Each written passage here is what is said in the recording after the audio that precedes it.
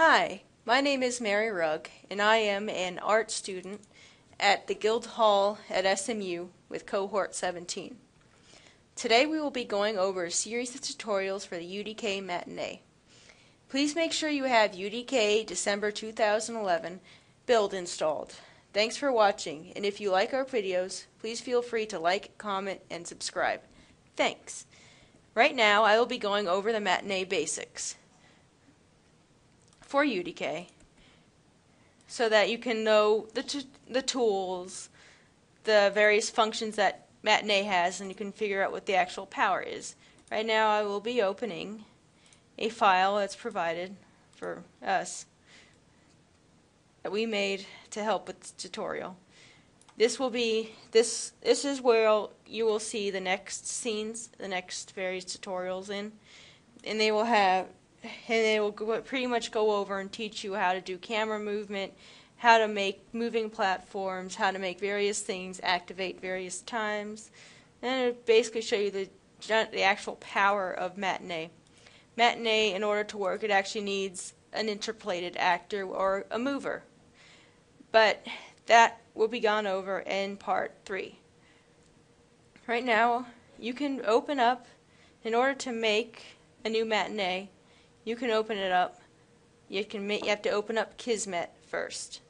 You can open Kismet by going to View, Unreal Kismet, or you can also go right here to this K button. This K button will open up Kismet. Of course, it's minimized for me right now. So here's Kismet. And it is currently a blank slate. There is no nodes or anything on it. In order to make a new Matinee, you right-click, New Matinee.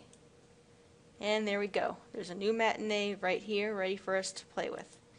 You can move the camera around by clicking off the nodes and just dragging around, and the actual camera moves around, so you can go through and you can see the different nodes that you have if you have a lot. Or you can move the nodes by holding down the control key, selecting them, and moving them around. That helps keep everything organized and neat when you end up starting to get a lot of big web of nodes all linking to each other in various places. Now, you double-click Matinee to open up the Matinee Editor. And first you'll see it's a bunch of lines and a bunch of times down here. And you'll see this random green bar, which is actually loop. But you can go click down here and scroll side to side to see the various ends of it. You can zoom in and out using the mouse wheel. You can also affect your selection in your view port by clicking on these up here. This particular button will fit to view from the start to the end of the sequence, which are highlighted by these nice little red arrows right here. So you can also increase it however you want by actually clicking on the arrow and dragging it. And then next time you hit it, it'll be from that red to that red arrow. This is a loop sequence, so you can click on whatever part of the sequence that you want to have looped, and it'll loop through that. So if you have a huge complicated Matinee sequence going on, and you think there's an issue or a mistake going on, you can actually you can drag these to that particular highlighted area, and you can hit play loop. Now, these buttons right here are the play, the loop, the stop, and play in reverse. Stop is kind of like an instant rewind where you click on it, and your cursor will instantly go back down to the first, to 0, 0, wherever you have it started at. This button right here you use to add new keyframes for your various, whatever you choose to do with Kismet. And usually, of course, it's good to have one at the beginning and one at the end, and anything in between. And this little button right here is the toggle curve editor. You can turn it on or turn it off. The curve editor is important. It basically allows you to ease in and ease out, affect the various curves in between each keyframe.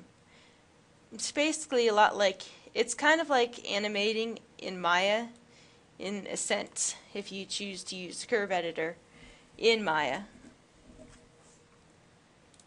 This, of course, with every single program that's around, or a majority of them, they have an undo and a redo. That's kind of useful and handy to do. You can undo, you can redo whatever mistake you have.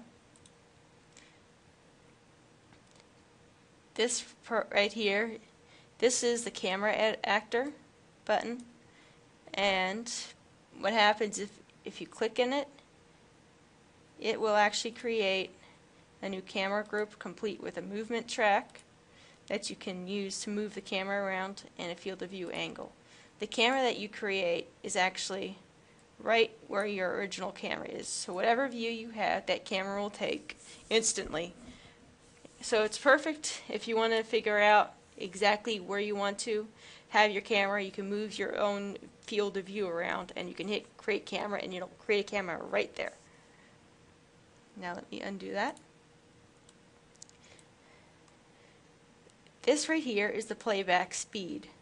This will affect how fast you can see a movement, or you see something move, should I say. You can play it at 50, 25, 10, and 1%, and of course 100%, which is the full real-time speed.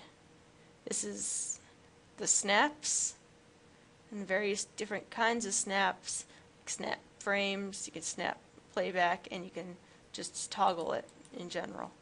And this is how sensitive you want the snap to actually be. And thank you for watching this tutorial over the Matinee basics in UDK Matinee. I hope you enjoyed the video. Please continue to part 3 if you wish to continue. Don't forget to like, comment, and subscribe. Thanks.